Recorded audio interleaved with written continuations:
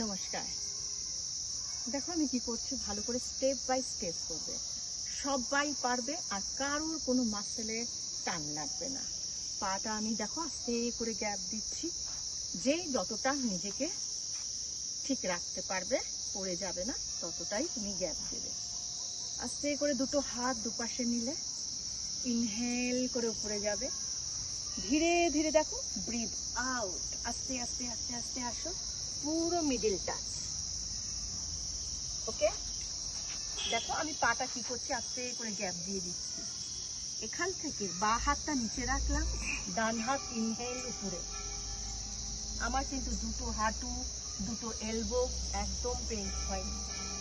আবার breathe out, আবার inhale up, Excel down, inhale up, Excel down, inhale up, Excel down. আস্তে করে দেখো পাটা আমি কি করছি, ধীরে ধীরে আসলাম, এভাবে 5টা 10টা করে করো। ইনহেল করে উপরে উঠলাম, আস্তে করে দেখো।